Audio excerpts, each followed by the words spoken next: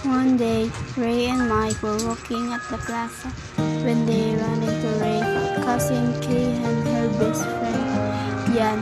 Ray instantly felt something. It was love at first sight. Araw-araw, tanging ikaw ang palagi kong hinahangat. Laging tanaw sa'yo ang ilaw na nagsisilbi kong liwanag. Labis ang ngiti kapag ika'y kaharap.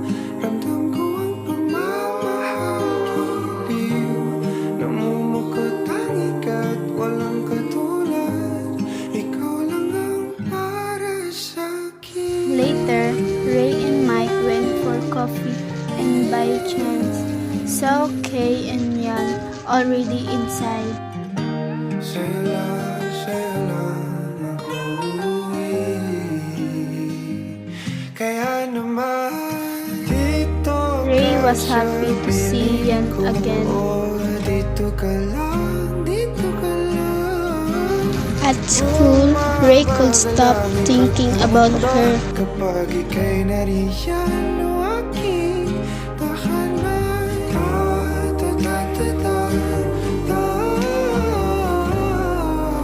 He told Mike, "I'm thinking about your cousin best friend." Dito ka lang, o aking tahanan. He then added Yan on Facebook. Sa bawat sandali na tayo ay magkayakap ng mahigpit. Taglay mong hini ang bumabalot sa aking nilalamig na damdamin. Tayong dalawa ay pinatagpo. Yan noticed him asked Kay if it is your cousin. Ray later messaged Yan inviting her to lunch. Well, at a coffee shop.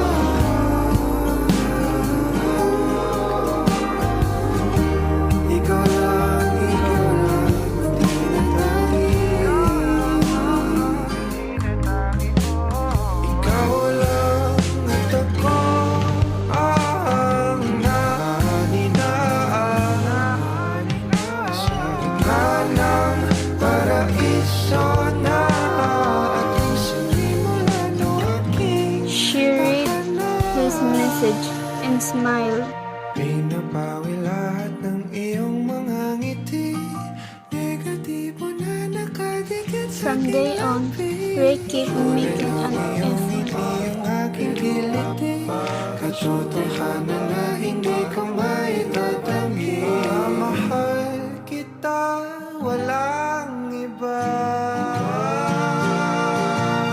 Kaya naman dito Until one day, he and Yan become a sweet couple, often seen dating at their favorite coffee shop.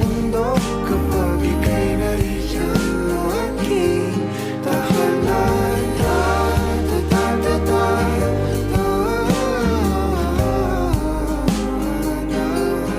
Dito ka lang, dito ka lang, dito ka lang. Dito ka sa piling ko. Nakadikit sa aking Dito lang nagtatapos ang storya na akala ko ang pag-ibig na yun ay di totoo. Mangyayari pala sa totoong